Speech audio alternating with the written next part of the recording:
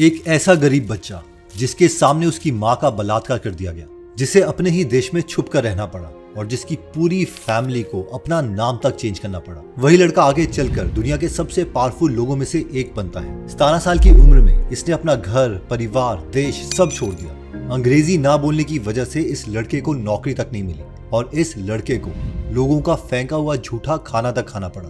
But आगे यही लड़का सिर्फ एक दिन में $1 बिलियन कमाता है और रात को सोते हुए भी करोड़ों रुपए कमाता है। फ्यूचर में इसी लड़के ने 2,40,000 करोड़ रुपए सिर्फ दान में दिए ताकि लोग फ्री और आजाद होकर जी सके। बट दूसरी तरफ इसके खुद के देश हंगरी ने इन्हें क्रिमिनल डिक्लेयर कर दिया और अपने ही देश में घुसने से इन्हें बैन कर दिया। इलॉन मस्क का कहना है कि जॉर्ज सोरोस एक इविल इंसान है और इवन हमारे मिनिस्टर एस जयशंकर तक भी इनके खिलाफ स्टेटमेंट दे चुके हैं। इंडिया में लोग हर्षद मेहता को तो जानते हैं, जिन्होंने 1439 करोड़ का स्कैम किया था, लेकिन जॉर्ज सोरोस ने 1992 में बैंक ऑफ इंग्लैंड तक को बर्बाद कर दिया और इवन पूरे इंग्लैंड की सरकार को इनके सामने घुटने टेकने पड़े। बट सवाल ये उठता है कि जॉर्ज सोरोस, जिनका खुद का बचपना वॉर, गरीबी और तंगी में गुजरा, वो बाकी लोगों को और देशों को बर्बाद क्यों करना चाहते हैं?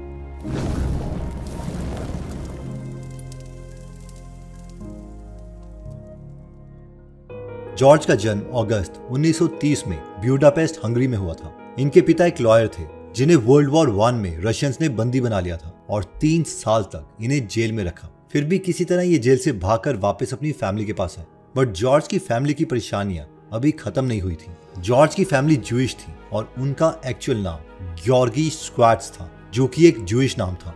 अब 1936 में जब जॉर्ज सिर्फ 6 साल के थे तो हंगरी और पूरे यूरोप में जूस के खिलाफ बहुत भेदभाव किया जा रहा था और इसलिए उनके फादर ने अपनी फैमिली को बचाने के लिए ग्योर्गी का नाम बदलकर जॉर्ज रख दिया और अपने फैमिली के सरनेम स्क्वाट्स को सोरोस बना दिया ताकि लोगों को यह शक न हो कि वो जूइश हैं। बट जॉर्ज और उनकी फैमिली अब भी सेफ नहीं थी। 1944 में जब जॉर्ज सिर्फ 13 साल के थे, तभी हिटलर और उनकी आर्मी ने हंगरी पर कब्जा कर लिया। हिटलर की नाजी आर्मी ने ज्यूज को चुन चुन कर मारना शुरू कर दिया। इससे बचने के लिए जॉर्ज के फादर के पास एक ही ऑप्शन था और वो था कि अपने आप को किसी भी तरीके से क्रिश्चियन साबित करें। इसके लिए उन्होंने जितने भी घर थे वो सारे बेच दिए और इस पैसों से उन्होंने कई गवर्नमेंट ऑफिसर्स को घूस दी और उससे डॉक्यूमेंट्स बनवाए। इवन कि उन्होंने अलग अलग शहरों में छुपने की जगह भी ली। यहाँ जॉर्ज को अपनी पहचान छुपाने के लिए अपनी ही माँ को आंटी कहकर बुलाना पड़ता था और कई रात लगातार उन्होंने सड़कों पर बिना खाए पिए सोना पड़ा। लेकिन जॉर्ज सोरोस बचपन से ही डिफरेंट थे। जब इतना सब कुछ उनके साथ बुरा चल रहा था तो उन्होंने कहा कि ये मेरा सबसे खुशी वाला समय था, क्योंकि ये सब मेरे लिए एक एडवेंचर था। अब तक जॉर्ज खतरों से इतनी ज्यादा बार बच चुके थे कि उन्होंने मन ही मन सोचना शुरू कर दिया था कि मैं तो भगवान ही हूँ, मुझे कुछ नहीं हो सकता, कोई मेरा कुछ नहीं बिगाड़ सकता। लेकिन कुछ ही महीनों के बाद जॉर्ज के साथ कुछ ऐसा हुआ जिसने उसकी लाइफ को पूरे तरीके से चेंज कर दिया। 1945 में रशियन आर्मी ने हंगरी पर कब्जा किया था और ब्यूडापेस्ट में, जहां जॉर्ज की फैमिली रहती थी, वहां इनमें से कुछ रशियन सोल्जर ने जॉर्ज की मदर का सबके सामने बलात्कार कर दिया। जॉर्ज को इससे बहुत बड़ा शॉक लगा। उसके अंदर एक अजीब सा चेंज आ गया और जॉर्ज अब हमेशा के लिए बदल चुके थे। उन्होंने खुद से कहा, मुझे अब यहाँ और नहीं रहना, मैं हंगरी से बाहर निकलना चाहता हूँ। जॉर्ज ने डिसाइड कर लिया था कि अब वो हंगरी, जहाँ उन पर जुल्म किया गया है, जहाँ उनकी माँ के साथ बलात्कार हुआ, वहाँ वो नहीं रहेंगे और हमेशा के लिए इसे छोड़ देंगे।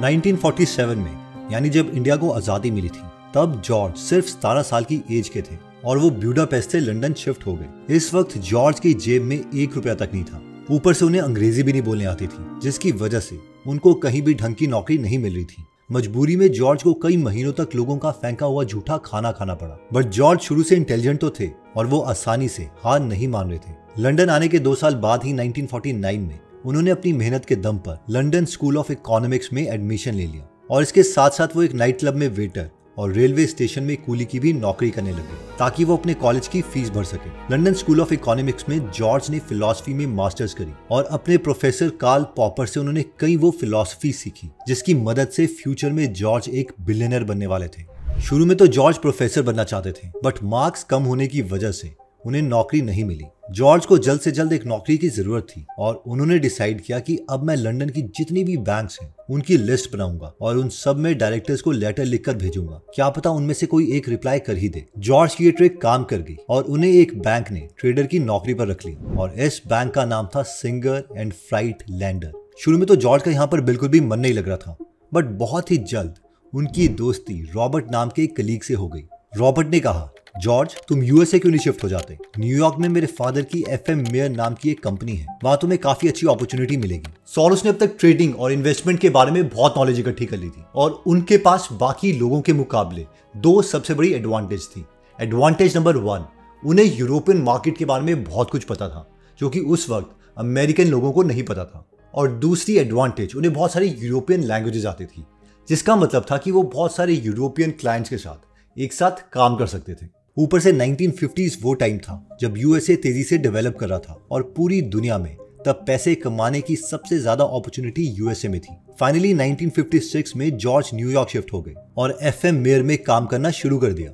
इससे पहले कि हम आगे बढ़ें, हमारी पिछली काफी वीडियोस में बहुत से व्यूअर्स ने हमारी एडिटिंग स्किल्स की तारीफ करी। इवन कि हमारे बहुत से बड़े यूट्यूबर फ्रेंड्स हैं जिनको वीडियो एडिटिंग तो अच्छी लगी ही, लेकिन साथ में उन्होंने पूछा कि आपको ये वीडियो एडिटर्स मिले कहाँ से। तो इससे एक बात तो क्लियर थी कि बहुत से लोग अच्छे लेवल की वीडियो एडिटिंग सीखना चाहते हैं और बहुत से यूट्यूबर्स हैं जो ऐसे एडिटर्स को हायर करना चाहते हैं। तो हमने सोचा कि क्यों ना हम ही अपनी स्किल शेयर कर दें और इसीलिए हमने 7 days professional video editing course launch किया, जिसमें कोई भी इस कोर्स को 7 डेज के अंदर कंप्लीट कर सकता है। इस कोर्स में बिल्कुल बेसिक से लेकर फुल गीगल की एक वीडियो बना के दिखाई गई है यूजिंग आफ्टर इफेक्ट्स और प्रीमियर प्रो। और कोर्स के एंड में हम एक 2 मिनट की असाइनमेंट देंगे जिसे आप कंप्लीट करके हमें सबमिट कर सकते हैं और हम इसे अपनी वेबसाइट में डाल देंगे ताकि बाकी यूट्यूबर्स आपके साथ कांटेक्ट कर सके, या फिर आप खुद जॉब के लिए अप्लाई करें तो ये 2 मिनट का वीडियो सैंपल आपका रेज्यूमे की तरह काम करेगा, जिससे आप अपना स्किल बाकी यूट्यूबर्स को दिखा सकते हैं। अब ऑब्वियसली हमने सोचा कि इसका प्राइस क्या रखना चाहिए, तो हमने देखा कि कई लोगों ने अपने कोर्स का प्राइस 44,000 के आसपास रखा है। अब बेशक इस कोर्स में लेक्चर्स के साथ साथ हम सारी AI इमेजेस दे रहे हैं जो हमने प्रोजेक्ट में यूज करी है, प्रीमियम टेक्स्ट प्रीसेट्स प्रोवाइड कर रहे हैं, इन्फोग्राफिक्स टेम्पलेट दे रहे हैं, video template, cinematic sound pack भी प्रोवाइड कर रहे हैं, जिसकी टोटल वर्थ इतनी बैठती है।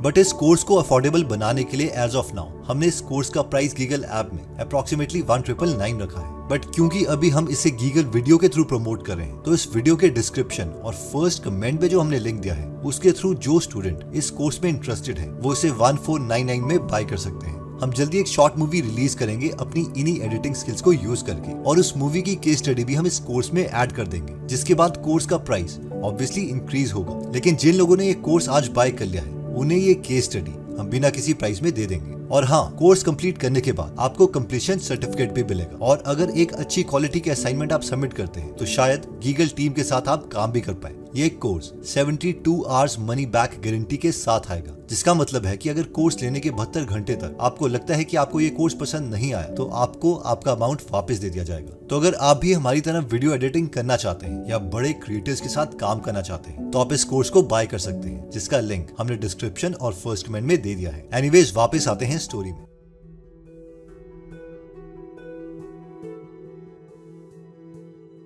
नाइनटीन 1960s में यूरोपियन मार्केट काफी ज्यादा प्रॉफिट्स दे रही थी, और क्योंकि जॉर्ज यूरोपियन मार्केट्स के एक्सपर्ट थे, उनके बॉस ने उन्हें बुलाया और कहा, जॉर्ज अब से तुम्हारा सिर्फ एक ही काम है, यूरोपियन मार्केट को एनालाइज करो, इनमें अपॉर्चुनिटीज ढूंढो और हमें ज्यादा से ज्यादा पैसे कमा के दो। और जॉर्ज ने किया भी वही। कुछ ही महीनों में जॉर्ज ने इतने प्रॉफिट्स बनाए कि 1967 में आर्नोल्ड और S. ब्लेक रॉडर ने उन्हें इन्वेस्टमेंट रिसर्च का हेड बना दिया, और सिर्फ 2 साल के बाद 1969 में जॉर्ज को अपना खुद का इन्वेस्टमेंट फंड दे दिया गया, जिसका नाम था the double eagle fund. George ने डिसाइड किया कि अब वो यूरोप और एशिया के मार्केट्स में इन्वेस्ट करेंगे, और उन्होंने यूरोप में जितने भी अमीर लोगों से कॉन्टेक्ट बनाए हुए थे उनको कॉल किया और कहा, आप सब मेरे नए फंड में इन्वेस्ट करो, मैं आपको मैक्सिमम प्रॉफिट्स बना के दूंगा। जॉर्ज ने उनसे $4 मिलियन इस फंड में इन्वेस्ट करवाए, और ऊपर से खुद के $2.5 लाख उन्होंने इसमें इन्वेस्ट कर दिए, जो कि एक बहुत बड़ा रिस्क था। पर जॉर्ज की नॉलेज, उनके कनेक्शंस यहाँ भी काम आ गए, और 1973 में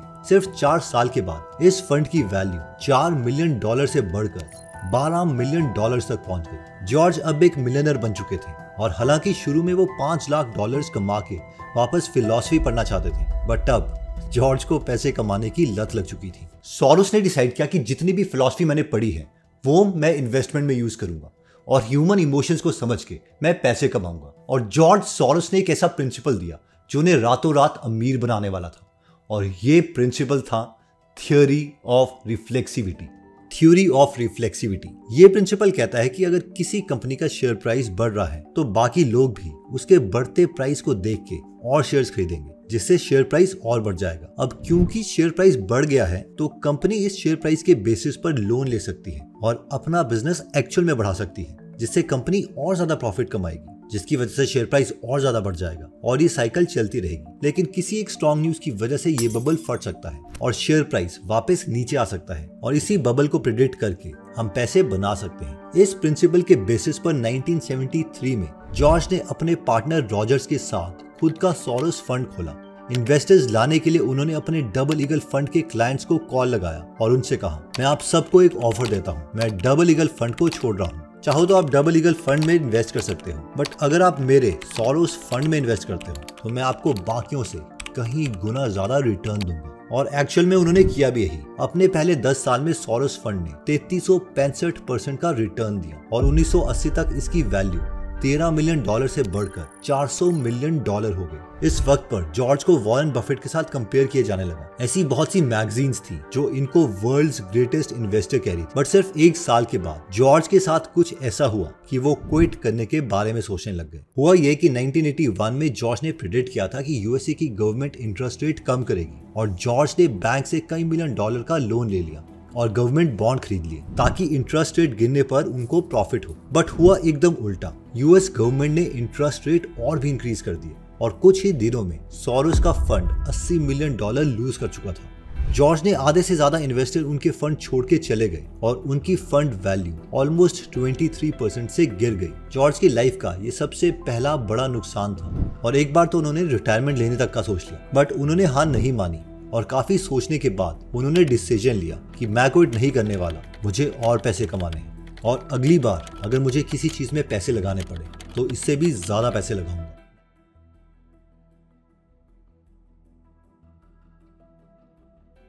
– 1985 में जॉर्ज को करेंसी ट्रेड में पहली अपॉर्चुनिटी दिखी। जॉर्ज सोरोस ने नोटिस किया कि कई देशों की करेंसी ओवर वैल्यूड है, जिससे वो रातों रात पैसे कमा सकते हैं। सितंबर में यूएस डॉलर की वैल्यू लगातार इंक्रीज हो रही थी और येन और मार्क जैसी करेंसी डॉलर से नीचे गिर रही थी।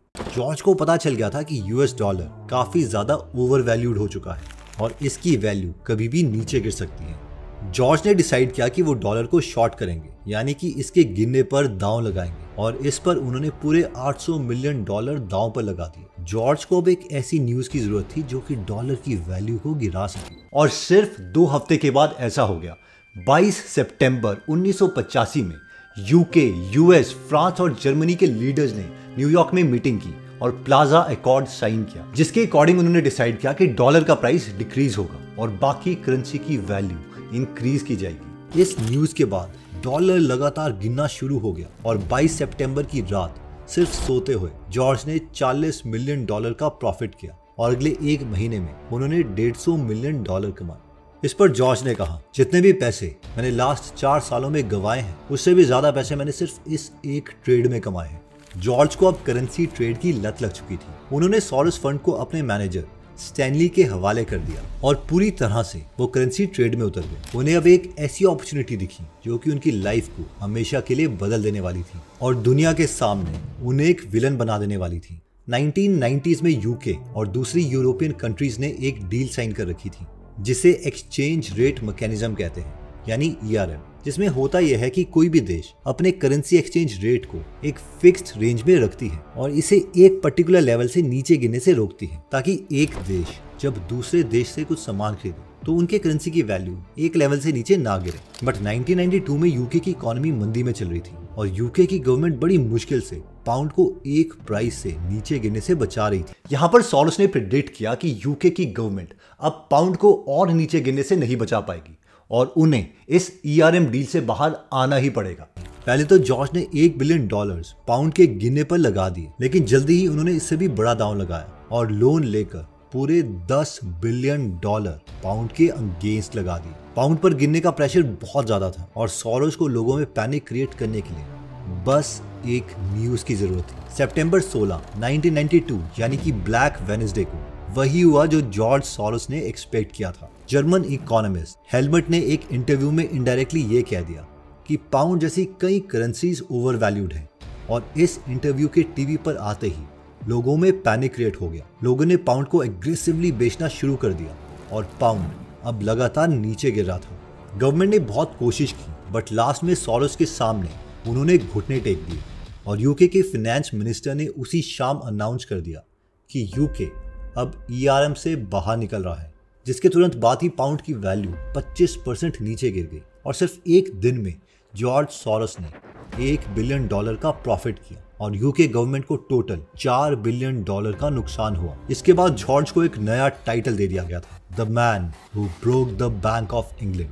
जॉर्ज ने अपने फायदे के लिए यूके की पूरी इकोनॉमी बर्बाद कर दी थी और उनको अब एक इविल इंसान की तरह देखा जा रहा था। देखिए, सोरोस जो है वो कहते हैं कि मुझे कोई फर्क नहीं पड़ता कि इसके सोशल कंसिक्वेंसेस क्या होते हैं, मुझे सिर्फ इससे फर्क पड़ता है कि मैं कितने पैसे कमाता हूँ। यहाँ तक कि 1997 में मलेशिया के प्राइम मिनिस्टर ने यह तक कह दिया था कि जॉर्ज सोरोस को कोई फर्क नहीं पड़ता, वो जानबूझकर हमारे जैसे देशों को डुबोना चाहते हैं ताकि सिर्फ वो अपने प्रॉफिट कमा सकें। और सिर्फ देश ही क्यों, पैसे कमाने के लिए सोरोस कंपनी के लीडर्स को भी बर्बाद करना चाहते हैं। फॉर एग्जाम्पल, जब अदानी की रिपोर्ट आई थी हिंडनबर्ग के द्वारा, तो उन्होंने मोदी जी और अदानी के बीच में कनेक्शंस बताए थे। Modi and business tycoon Adani are close allies.